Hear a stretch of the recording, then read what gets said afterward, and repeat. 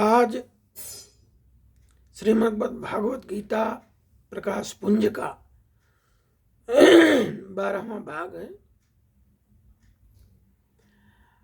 अब ये समझिए कि उनके मोह के कारण जो प्रकृति का जो नियमावली थी वो टूटने जा रही थी। प्रकृति का है कि इतना दिन पे ये लड़ाई होगी, इतना दिन पे ये होगा, ऐसे बीमारी आती है, ऐसे प्रकृति जो है अपने जैसे पतझड़ होता है वैसे ही प्रकृति ये पतझड़ था। इसमें अनेक दुष्ट लोग, लोभी लोग जो है मर जाएंगे, युद्ध होगा, कुछ अच्छे लोग रह जाएंगे।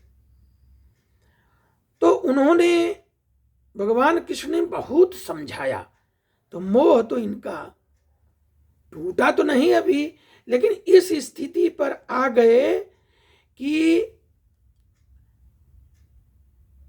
हमें क्या श्रेष्ठ, मेरे लिए क्या श्रेयस्कर होगा, ये उन्होंने कहा कि हे कृष्ण, हे माधव, मेरे लिए क्या अब उचित रहेगा, ऐसा उन्होंने मांगा, उनसे प्रार्थना की। तो भगवान ने कहा कि हे निष्पाप अर्जुन, मैं पहले ही बता चुका हूं कि आत्म साक्षरता का प्रयत्न, अभी मैंने उस एपिसोड में भी बताया था कि आत्म साक्षरता का प्रयत्न करने वाला दो प्रकार के पुरुष होते हैं, एक ज्ञान योग, एक भक्ति योग। ज्ञान और भक्ति, ज्ञान से भी उनको पाया जा सकता है और भक्ति से भी उनको पाया जा सकता है। ये जो है भगवान ने कहा था। तब कृष्ण ने कहा कि हे अर्जुन, अगर ऐसी स्थिति में पाया जा सकता है तो तुरंत जो है हमें बताओ कि क्या तुम्हें अब कर्म योग का ज्ञान दें। बोले यही तो हमारी समझ में नहीं आ रहा है कि हमको क्या करना चाहिए। बस कर्म योग यहीं से चालू होता है।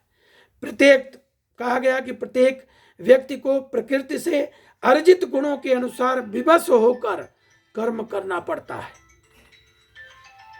क्यों कि बिना कर्म किए क्षण भर भी आदमी नहीं रह सकता, कुछ न कुछ करना है। तो ये ऐसी स्थिति में भगवान ने समझाया कि जो कर्मेंद्रिय, अब उसमें कर्म है, अब जो कर्मेंद्रियों को बस में करता है, इंद्रियों का चिंतन करता है इंद्रियों का, तो निश्चित रूप से वह धोखा खाता है। मान लीजिए कर्म करना है तो कर्म के बस में अगर इंद्रिय को नहीं कर पाता तब तो वह धोखा दे रहा है, क्योंकि वही मिथ्याचारी कहलाता है।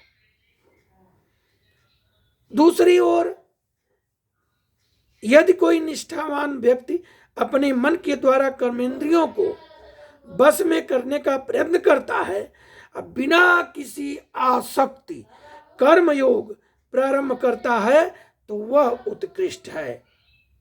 अब कर्मयोग कृष्ण भावनामृत होकर के अगर निष्ठावान होकर के यह कार्य करता है तो यह अति उत्कृष्ट है, अच्छा कर्म है।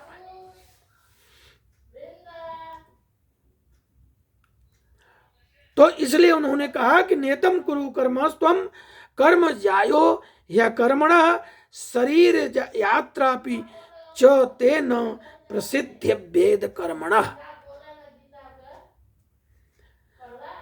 अपना नियत कर्म करो, क्योंकि कर्म न करने की अपेक्षा कर्म करना श्रेष्ठ है। कर्म के बिना तो शरीर निर्वाह नहीं हो सकता। जैसे श्री विष्णु के लिए यज्ञ रूप में कर्म करना चाहिए। अतः हे कुंती पुत्र, उसकी प्रसन्नता के लिए अपने नियत कर्म करो, इस तरह तुम बंधन से मुक्त रहोगे। जब बंधन काट दोगे तो बंधन से मुक्त हो जाओगे। इसलिए जो मोह का बंधन है उसे काटो।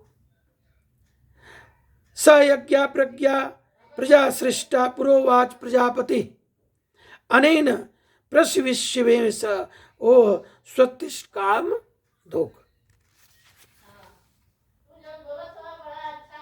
सृष्टि के प्रारंभ में समस्त प्राणियों के स्वामी प्रजापति विष्णु के लिए यज्ञ सहित मनुष्य देवताओं को सनातनियों के लिए रचा।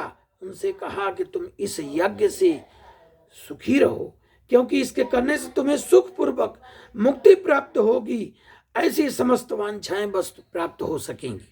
ज्ञान यज्ञ है। अब इसको भक्ति यज्ञ में आइए, तो भक्ति यज्ञ में कृष्ण भावनामृत होकर के अगर भक्ति करता है तो जो वह यज्ञ का फल है उसे इस भक्ति में मिलेगा। इसलिए अब आज यहीं पे खत्म करते हैं। मौसम बाहर बहुत खराब है, बड़ी तेज बारिश हो रही है। तो अब आप लोगों से फिर एक बार निवेदन करते हैं कि इस वीडियो को आप लोग शेयर करें, सब्सक्राइब करें, अपनों के यहाँ भेजें, ताकि लोग हमारी बातों को सुनें समझें। जय श्री कृष्ण।